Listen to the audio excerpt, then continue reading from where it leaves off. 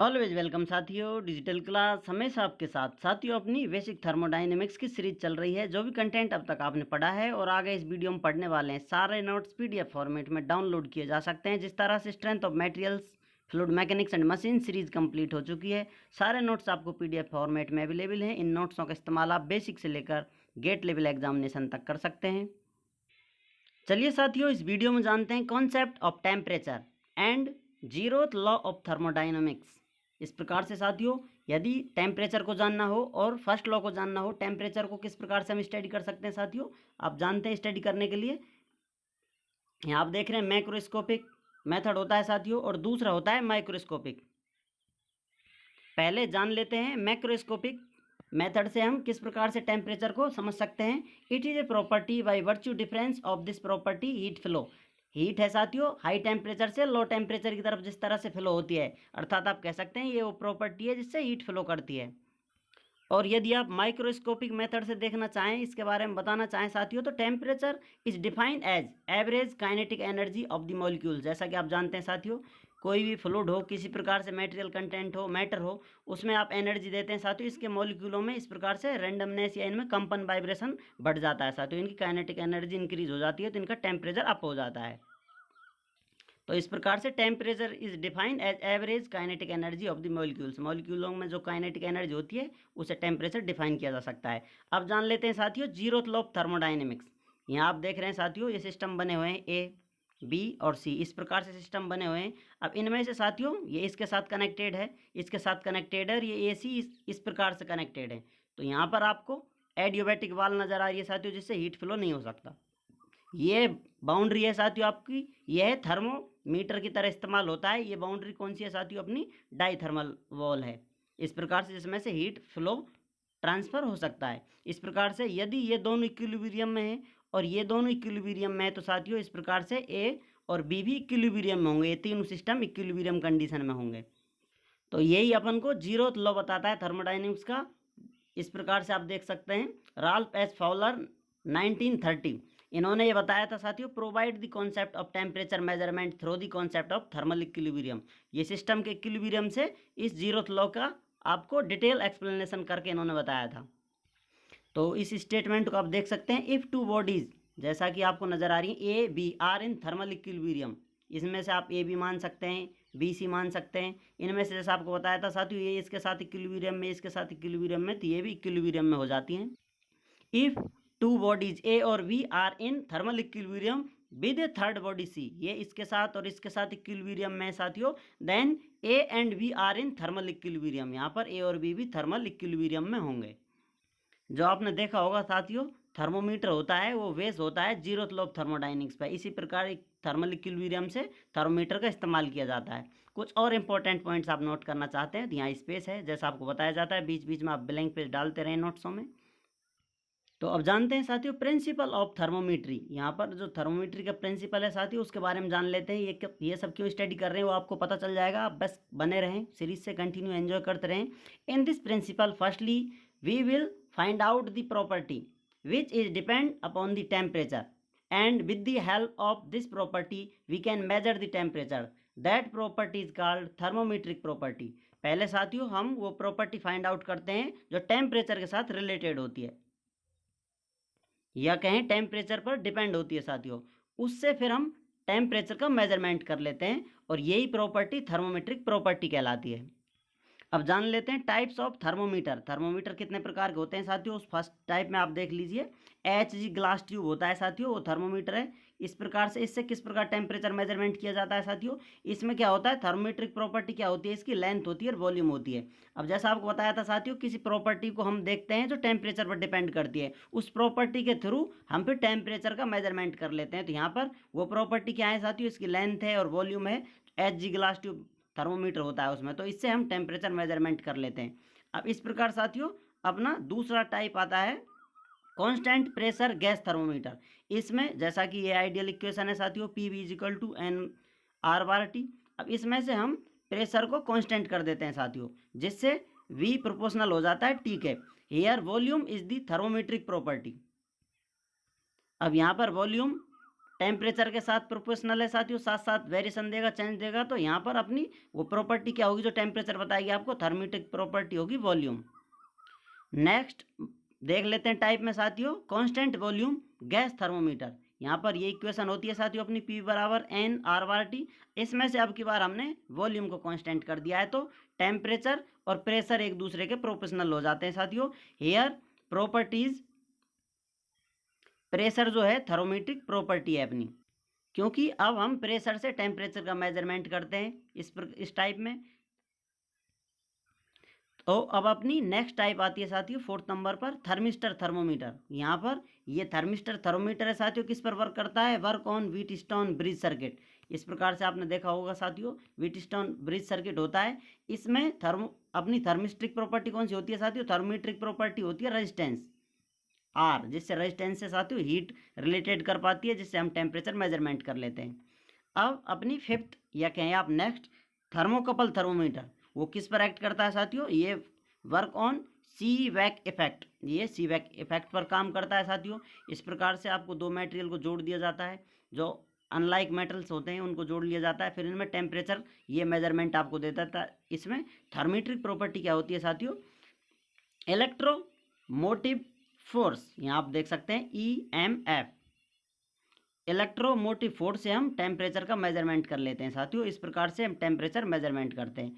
6 अपना आता है पायरोमीटर। आपने देखा होगा साथियों, ये गन की तरह होता है, जैसा कोरोना में बहुत इस्तेमाल किया गया था, दूर से ही टेम्परेचर मेजरमेंट कर लेता है। इसमें थर्मोमेट्रिक प्रॉपर्टी क्या है साथियों अपनी, होती है इंटेंसिटी ऑफ रेडिएशन, या आप कहें जो वेवलेंथ होती है साथियों, उससे पता लगा लिया जाता है कि टेम्परेचर कितना है किसी ऑब्जेक्ट का। अब जानते हैं साथियों method of temperature measurement. Temperature measurement जो हम करते हैं साथियों, उसमें कौन कौन से मेथड इस्तेमाल किए जाते हैं, क्या कुछ इस्तेमाल किया जाता है जिससे हम टेम्परेचर का पता लगाते हैं, किस चीज़ का कितना टेम्परेचर है। हम दो मेथड इस्तेमाल करते हैं साथियों, 2 रेफरेंस पॉइंट सिस्टम। नंबर 1 मान लीजिए, इसमें 2 रेफरेंस पॉइंट लेकर चलते हैं हम। एक तो होता है साथियों आइस पॉइंट, दूसरा होता है स्टीम पॉइंट। वाटर का हम लेकर चल रहे हैं साथियों। यहाँ पर एक पॉइंट को मान लेते हैं ये 0 टेम्परेचर है, और दूसरा पॉइंट है साथियों, ये तो आइस पॉइंट होता है, स्टीम पॉइंट होता है। इसमें टेम्परेचर को 0 से 100 डिग्री रेंज में ले लेते हैं साथियों, जिससे हम टेम्परेचर मेजरमेंट करते हैं। इसी प्रकार इस रेंज को आप किसी और चीज़ में डिवाइड कर सकते हैं, कुछ यूनिट में डिवाइड कर सकते हैं, आप भी टेम्परेचर बता सकते हैं साथियों। इस प्रकार से टेम्परेचर मेजरमेंट की बहुत सारी आपको यूनिट मिल सकती हैं, बहुत सारे आपको स्केल मिल सकते हैं। तो इसमें से हम लेकर चल रहे हैं साथियों 2 रेफरेंस पॉइंट सिस्टम में, आइस पॉइंट और स्टीम पॉइंट को। यहाँ पर इसकी इक्वेशन होती है साथियों T = A + VP। यहाँ पर ये टेम्परेचर है, A और V कांस्टेंट है साथियों, और ये P है थर्मोमेट्रिक प्रॉपर्टी। जैसा आपको बताया था साथियों, थर्मोमेट्रिक प्रॉपर्टी होती है जो टेम्परेचर पर रिलेट करती है या डिपेंडेंट होती है, जिससे हम टेम्परेचर का पता लगा लेते हैं, उसी से हम मेजरमेंट करते हैं टेम्परेचर का। अब हम फर्स्ट पॉइंट पर स्टडी करते हैं साथियों, आइस पॉइंट पर। यहाँ पर जैसा हम जानते हैं आइस पॉइंट पर टेम्परेचर कितना होता है, 0 डिग्री सेल्सियस होता है। तो यहाँ पर 0 डिग्री सेल्सियस को डाल देते हैं साथियों, इसकी वैल्यू पुट कर दिए 0। A और BP इस प्रकार यहाँ आ गई आपको। अब ये प्रॉपर्टी है साथियों जो आइस की प्रॉपर्टी है, टेम्परेचर 0 होता है, और ये प्रॉपर्टी है थर्मेट्रिक प्रॉपर्टी। तो यहाँ पर आइस की प्रॉपर्टी जो होती है वो यहाँ डलेगी साथियों, या फिर आप कह सकते हैं थर्मेट्रिक प्रॉपर्टी है आइस पॉइंट पर जो होगी अपनी, वो यहाँ पर इस्तेमाल होने वाली है, क्योंकि इसमें इक्वेशन में हम वैल्यू पुट करने वाले हैं प्रॉपर्टी को, आइस पॉइंट पर स्टडी कर रहे हैं। तो साथियों टेम्परेचर यहाँ ले लिया, आइस पॉइंट पर प्रॉपर्टी यहाँ पर ले ली है, इसको इक्वेशन 1 नाम दे देते हैं। अब इसी प्रकार से सेकंड पॉइंट को हम देखते हैं साथियों। सेकंड पॉइंट में T कितना होगा साथियों, स्टीम पॉइंट कितना होता है, टेम्परेचर 100 डिग्री सेल्सियस पर वाटर उबलने लग जाता है अपना साथियों। इस प्रकार से इस सेकंड पॉइंट को ले लेते हैं, स्टीम पॉइंट बन जाता है वहाँ पर। तो अब ये वैल्यू पुट कर देते हैं इस इक्वेशन में, तो अपना टेम्परेचर कितना हो गया साथियों 100 डिग्री। वैल्यू A साथियों ये कांस्टेंट सेम आ जाता है, V आ जाता है। अब ये थर्मेटिक प्रॉपर्टी हो जाती है साथियों P स्टीम पॉइंट पर कितनी होगी, किस प्रकार से होती है। अब ये वैल्यू इस प्रकार से हो सकती है साथियों किसी और स्केल में, आपको जैसा कि कोई न्यू स्केल दे रखा हो, जैसे डिग्री सेंटीग्रेड की जगह डिग्री ग्रेड दे रखा हो, कुछ वैल्यू दे रखी हो साथियों, वो वैल्यू यहाँ पुट करेंगे तो आपको वो वैल्यू और टेम्परेचर के बीच में रिलेशन पता चल जाता है। जैसा स्टीम पॉइंट पर इतना हो सकता है साथियों, ये 200 500 है, ऊपर 200 नीचे 500, किसी प्रकार से हो सकता है साथियों।